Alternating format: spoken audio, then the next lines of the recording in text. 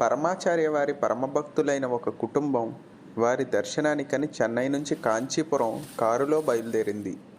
దురదృష్టవశాత్తు కారుకు యాక్సిడెంట్ జరిగి పాప తప్ప మిగిలిన వారు స్వల్ప గాయాలతో బయటపడ్డారు. పాప పరిస్థితి విషమించటంతో మరల చెన్నై తీసుకుని వెళ్ళి హాస్పిటల్లో ఐసీయూలో ఉంచారు. ఈ విషయాలన్నీ స్వామి దృష్టికి తీసుకువచ్చి పాపను కాపాడమని ప్రార్థించటానికి వారి బంధువుని కంచిమఠానికి పంపారు. కాంచీపురం చేరిన వారి బంధువు స్వామికి ప్రణమిల్లి జరిగిన వృత్తాంతం వివరించాడు. విన్న స్వామి కొద్దిసేపు ధ్యానించి అక్కడ ఉన్న ఒక యాపిల్ కాయను చేతిలో ఉంచుకొని మరల ధ్యానించి, నీవు వెంటనే శ్రీ కామాక్షి అమ్మవారిని దర్శించుకొని హాస్పిటల్లో ఉన్న పాప దగ్గర ఈ యాపిల్ పండు రాత్రికల్లా ఉంచు, వెంటనే బయలుదేరు అని ఆదేశించారు.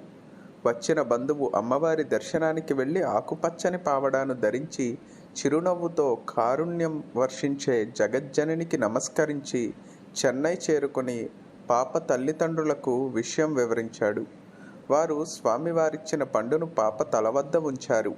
దీన్ని గమనిస్తున్న డాక్టర్లు పాప కోలుకోవడం కష్టం అనే అభిప్రాయం మరలా వెలిబుచ్చారు.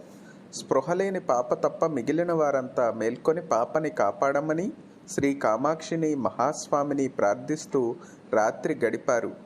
తెల్లవారింది. ఐసీయూలో ఉన్న పాప వద్దకు తల్లిదండ్రులు వెళ్ళారు. పాప కోమా నుంచి బయటకు రావడమే గాక, అమ్మా, ఆకుపచ్చ పావడా వేసుకున్న పాప ఏది? రాత్రి అంతా పాప నా దగ్గరే ఉంది అంది. కోమాలోంచి పాప ఎప్పుడు ఎలా బయటపడింది? ఆకుపచ్చ పావడా పాప ఎవరు అని అర్థం కాక డాక్టర్లు, అన్నీ తెలిసిన పాప తల్లిదండ్రులు, వారి బంధువులు ఆనందాశ్చర్యాలతో మునిగిపోయారు. యోగక్షేమం వహామ్యహం అన్న గీతాచార్యునికి ఒక్కసారి ప్రణమిల్లుదాం.